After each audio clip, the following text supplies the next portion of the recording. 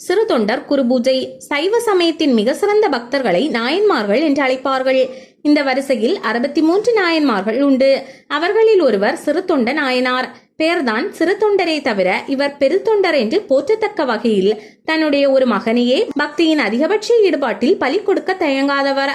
அதனால்தான் கோடி கோடியான செல்வங்களை துறந்துவிட்டு மானத்தை மறைக்கும் முளத்துண்டோடு வெளியே வந்த திரு வெண்காடர் என்னும் பட்டினத்தார் தன்னுடைய பாடலில் வாளால் மகவறிந்து ஊட்டவல்லேன் அல்லேன் என்று சிறு தொண்ட நாயனாருக்கு இணையான பக்தி வேறு யாருக்கும் இல்லை என்று பாடினார். காவிரி வளநாட்டில் திரு செங்காட்டங்குடியில் மாமாத்திரர் குலத்தில் தோன்றியவர். பரஞ்சோதியார் என்பது இயற்பெயர். வீரத்திலும் ஈரத்திலும் வல்லவர். நரசிம்ம பல்லவரிடம் சேனாதிபதியாய் போர் முனையில் பகையரசர்களை வெற்றி கொண்டவர். இவர் வாதாபி நகரத்தை வெற்றி கொண்டு அங்கிருந்து பல வகை செல்வங்களையும் யானை குதிரை முதலியவற்றையும் கைப்பற்றினார். பிறகு அப்பதவியை விட்டுவிட்டு சிவத்தொண்டருக்கு திரும்பினார். திரு செங்காட்டங்குடியினை அடைந்தார். அங்கு கணபதீஸ்வரத்து இறைவனை இறைஞ்சி வணங்கி சிவத்தொண்டுகளை தவறாது செய்து வந்தார்.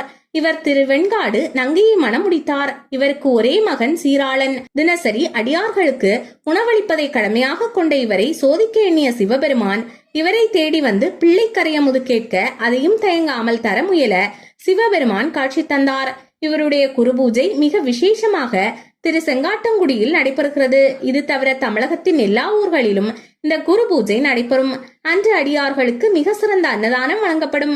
இந்த அன்னதானத்தில் கலந்து கொள்பவர்களுக்கு பிள்ளையில்லா குறை தீரும் என்பதால் திருமணமாகி பல ஆண்டுகள் குழந்தை இல்லாதவர்கள் இந்த குரு பூஜையில் கலந்து கொள்வார்கள்.